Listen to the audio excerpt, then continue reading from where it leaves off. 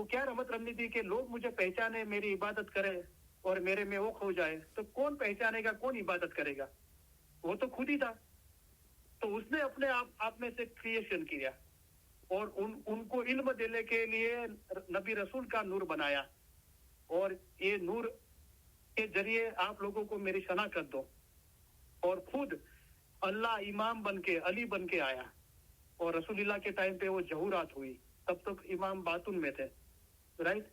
तो ये कुछ भी नहीं था, वो छुपा खजाना था, और जो भी रचना हुई, क्रिएशन हुआ, वो मौला के नूर के अंदर से ही हुआ, बराबर।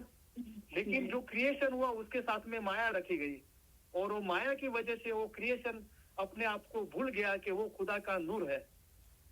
अभी इल्म के जरिए उसको साफ करो, वो माया में से मुक्ति, आजादी प्राप्त करो, तो वापस वो केसरी सी अपने असल भान में आ जाएगा, और वो अपनी असल की ओर आजाद होके मौला के नूर में एक हो जाएगा। बहुत मुश्किल है, लेकिन मैंने कोशिश की आपको समझाने को, बराबर है। जी जी, समझ में आया। तो अभी तो आग के बारे में आप पूछ रहे हो, मैं आग के बारे में बता रहा हूँ, राइट। लेकिन हम खुद आग को देखेंगे, आग की गर्मी महसूस करेंगे, और वो आग में फना हो जाएंगे, तो सिर्फ रोशनी बाकी रहेगी, आग ही बाकी रहेगी, बराबर।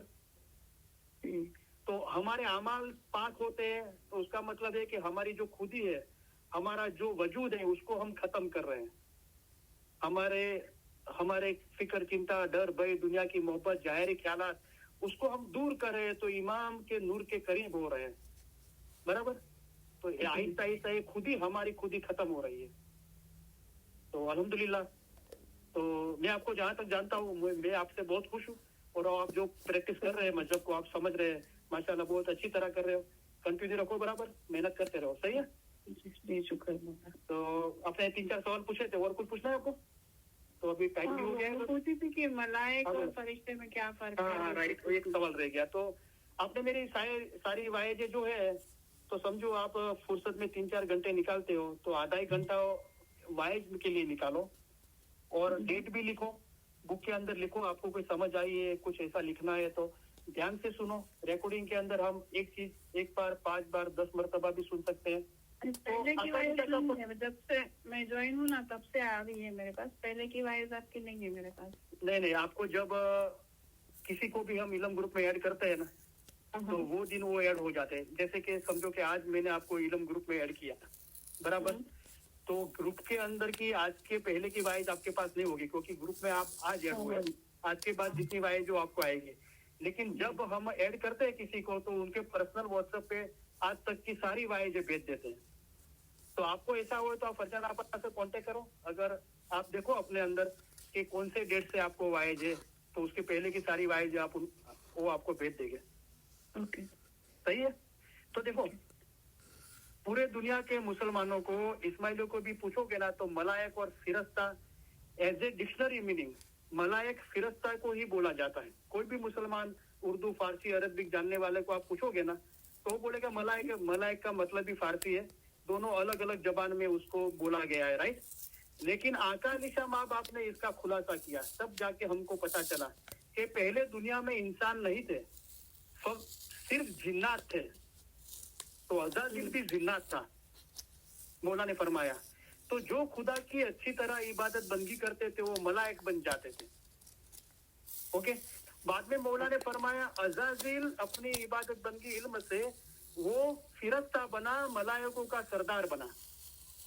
तो देखो, जिन्नात है, वो अच्छी तरह खुदा की इबादत बंदी करते हैं, और हम इंसान है, हम भी अच्छी तरह इबादत बंदी करते हैं, हम मलाइक बनते हैं। और मलाइक के अंदर जो उनका सरदार है, उसको फरिश्ता बोला जाता है। तो जितने भी फरिश्ता फोन खुली उधर आसपास जितने कल्ले जैसे घूमते होते हैं ना, उसका खौफ आ रहा होता है।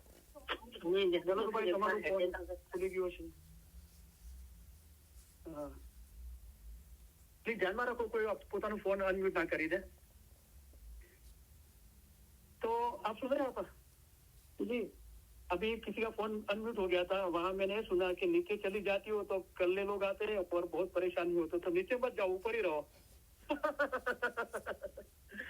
तो सब जगह पे इलम है, राइट।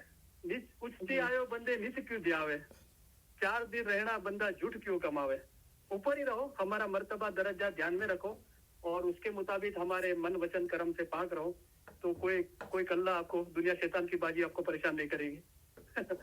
तो देखो, ये फरमान के अंदर मौला ने बताया कि जो जिन्नात अच्छी तरह खुदा की इबादत बंदी करते थे, तो अज़ाजिल भी जिन्नात था, वो मलाइक बना और फरिश्ता बना, मलाइकों का सरदार बना। तो एक स्टेज है मलाइकों का, राइट। तो वहां पे है कि अनंत करोड़ काउंटलेस देव साथे। फिर सदैव साहब ने बोला कि मेरा मौला ने पधरामणी फरमाई मेरे दिल के अंदर, और साथ में काउंटलेस अनंत करोड़ देव लेके आए। तो वो मलाइक की बात है, काउंटलेस मलाइक, राइट, है उनकी गिनती। लेकिन कोई तादाद ज्यादा होती है तो ये अल्फाज भी इस्तेमाल किया जाता है कि अनंत, काउंटलेस, बराबर। लेकिन उनके जो फरिश्ता के जो नाम दिए गए हैं कुरान पाक में, हदीस में, गिनान में, फरमान मुबारक के अंदर जितने भी फरिश्ता के नाम दिए गए हैं, राइट, ओके, वो मलाइकों के सरदार हैं। वो मलाइकों के अंदर जैसे कि 11 जन की क्रिकेट की टीम होती है, तो 11 के साथ 11 खिलाड़ी भी है, क्रिकेट के खिलाड़ी है, लेकिन सारे 11 के 11 कैप्टन नहीं है, कैप्टन एक ही है, बराबर। आप समझे बात को। तो मलाइक एक दर्जा है, उसके ऊपर फरिश्ता का दर्जा है, जो जिब्राइल फिरस्ता है, मकाइल है, असराफिल है, राइट, और हमारे जो अमाल लिखते हैं वो फरिश्ता है। वो फरिश्ता का दर्जा मलाइक से ऊपर है, वो मलाइकों के सरदार हैं, बराबर जी। तो ये सारी रूहानी बात है। अभी हम जिस्मानी चीज में हम इसको सिर्फ हमारे सामने जो इल्म है उसके जरिए हम मायना निकाल के हम बता सकते हैं, राइट, लेकिन उसका एहसास अलग चीज है, बराबर, उसका एहसास अलग चीज है। तो अल्हम्दुलिल्लाह आप तस्बीह के अंदर एकदम एक ध्यान हो जाओ, या बैतुल ख्याल के बंदगी के अंदर, या इल्म की प्रैक्टिस के अंदर एक ध्यान हो जाओ, या आपके ख्वाब के अंदर पूरे दिन आपने मौला को याद किया है, तो इंशाल्लाह ये होगा कि आपके ख्वाब के अंदर, आपके एक ध्यान के अंदर। तो यहाँ हम ख्वाब ना बोले, जब ख्वाब बोलते हैं तो हम कंफ्यूज हो जाते हैं। एक ध्यान की बात करो, इंसान नींद के अंदर भी ध्यान में होता है, बराबर है, ये सोने के ध्यान में होता है। सोने के अंदर इतना डीप चला जाता है कि बाजू में सोया है, वो सुबह बोलता है रात को कितनी बारिश हुई, तूने नहीं सुनी? तो आप बोलोगे नहीं, मैंने तो नहीं सुनी, तो बारिश तो एक ही थी, एक को सुनाई दिया, एक को नहीं सुनाई दिया। तो आप नींद के ध्यान में थे, सोने के ध्यान में थे, राइट। तो एक ध्यान है, तो एक ध्यान, हम सोते हैं तभी भी एक ध्यान होता है, खुदा के नूर का ध्यान होता है। और तस्बीह के अंदर भी ध्यान लग सकता है, बैतुल ख्याल की बंदगी, इल्म की प्रैक्टिस के अंदर भी ये ध्यान के अंदर एक दर्जा आते हैं। तो इंशाअल्लाह इस्माइली मजहब के जो आला शख्सियत हो गई है, जो सूफी आशिक हो गए हैं, उनका भी आप दीदार कर सकते हो, उनकी मुलाकात हो सकती है, उनसे आपको इल्म हासिल कर सकते हो। इंशाअल्लाह आपको पीर पैगंबर का भी दीदार हो सकता है, इंशाअल्लाह मौला का भी, इमाम का भी, अलग अलग जोमे के या हाजर जोमे के दीदार आपको हो सकते हैं। ये दर्जे आते हैं सब, राइट। तो मोमिन हकीकती मोमन, हकीकती फिरस्ता, पैगंबर और उनके ऊपर इमाम का रूह है, राइट। ये ध्यान में सब सारी चीजें आती हैं, बराबर। जब भी इंसान के साथ ये चीजें बनती है, खुली आंखें से भी बन सकती है, बंद आंखें से भी बन सकती है, लेकिन तब हमारा ध्यान, हम जो प्रैक्टिस कर रहे हैं उस पे हमारा ध्यान होना चाहिए। अगर आप तस्बीह पढ़ रहे हो तो पूरा ध्यान तस्बीह पढ़ने में होना चाहिए। अगर आप दुआ पढ़ रहे हो जमा खाने में तो पूरा ध्यान दुआ पढ़ने में होना चाहिए। आप गिरियाजारी तौबा कर रहे हो तो ध्यान उसमें होना चाहिए। गिनान सुन रहे हो, फरमान सुन रहे हो, आप इल्म बोल रहे हो, नसीहत कर रहे हो या इल्म हासिल कर रहे हो, जो वक्त पे जो काम कर रहे हो मजहब का, उसमें पूरा ध्यान होना चाहिए। ध्यान लगता है तो मौला मुर्तजा ने इल्म का समंदर है, आपको इल्म में ही ज्यादा रोशनी हासिल होगी। मौला ने फरमाया ज्यादा समझ हासिल होगी, तो एक समझ हासिल होगी और आपको उसको इस तरह टच करेगा, तो उसके भी लेवल है रोशनी के। लेकिन एक टच ऐसा होगा कि वहां से आप कभी भी नीचे नहीं उतरोगे, वहां रहोगे या उससे ऊपर जाओगे, नीचे नहीं उतरोगे। ये अल्फाज से बयान नहीं होती, लेकिन जब भी एक ध्यान होए तो वो दरमियान कोई इस्माइली मजहब के आला शख्सियत के साथ आपकी मुलाकात हुई ध्यान के दरमियान, या फिरस्ताओं की मुलाकात हुई, फिर पैगंबरों की, इमाम की मुलाकात हुई, वो दरमियान आपको इल्म दिया जाएगा। वो इल्म पे आपको ध्यान होना चाहिए। वो इल्म आपको नसीहत करेगा, मौला आपको इल्म से नसीहत करेंगे कि आपको अभी आगे क्या करना है, बराबर। उसकी वो दरमियान लिज्जत लेने में नहीं रह जाना है। फिर सदरी साहब ने चीजें बताई और बताया, सारी चीजें बता के सारे निशानियां मैंने नीचे रख दी, क्योंकि ये मेरी मंजिल नहीं है। તેથી ઉચેરો દેશ કે ચડવા ઉચારે। એવો સમય આવે કે તમારે ન નિવારી સવાય શકાય તેવી લાલચોનો સામનો કરવો પડે, ત્યારે મજહબના સંપૂર્ણ જ્ઞાન થકી તમે તેની પર વિજય મેળવી શકશો। તો किधर भी एग्जिट नहीं लेनी है, बराबर। आगे ही बढ़ते रहना है, रूह का मोमन बन के। सही है जी। तो आपका सॉरी, बहुत ब्यूटीफुल सवाल थे और बहुत अच्छा लगा। आज की वाइज करने में भी बहुत मजा आया, बहुत एक दिली महसूस की मैंने, और आप लोगों की, सुनने वालों की एक दिली एक ध्यान और खुशी भी महसूस की। तो सॉरी, अभी काफी टाइम ले लिया आपने, और अभी भी 8 मिनट और लगेगी, तो ऑलरेडी 38 मिनट ज्यादा हो गई है, 8 मिनट और होगी। तो मैं सबको रिक्वेस्ट करता हूँ कि इंशाल्लाह नेक्स्ट टाइम दूसरे लोगों के साथ बातचीत करेंगे, तो ज्यादा से ज्यादा नए लोग सामने आवे और मेहनत करें, अभ्यास करें, फिक्र ना करें। सबको ये डर लगता है शायद करीम भाई पूछेगा कि क्या मेहनत करते हो, आज सुबह जमात खाने गए थे कि नहीं गए थे, रात को कितने बजे सोए थे। तो ये सवाल अच्छे हैं आपके लिए, लेकिन अगर आप नहीं चाहते कि मैं सवाल नहीं पूछूं तो कोई बात नहीं, आप फिर भी लाइन पे आ सकते हो, राइट। कुछ भी मैं आपके लिए अच्छा कर सकूं तो मैं अपने आप को बहुत फॉर्चुनेट समझूंगा। तो सॉरी, आज ज्यादा बात नहीं कर पाएंगे, इंशाल्लाह नेक्स्ट वाइज के अंदर बात करेंगे। तो अभी और 8 मिनट होगी, किसको रुकना है तो रुक सकता है, रिकॉर्डिंग मिलेगी इंशाल्लाह। और कोई जबरदस्ती ना करे घर पे या दूसरी जगह पे, अपने और दूसरे को तकलीफ होवे। तो आपा अभी सॉरी, अभी आगे बात नहीं होगी, आप अपना फोन म्यूट कर दें। तो हम फरमान मुबारक की यादी देके, दुआएं देके, थैंक यू वेरी मच, शुक्र अल्हम्दुलिल्लाह मौला मौला। तो हम फरमान मुबारक की यादी देके, दुआएं देके इल्म मिजालिस पूरी करते हैं।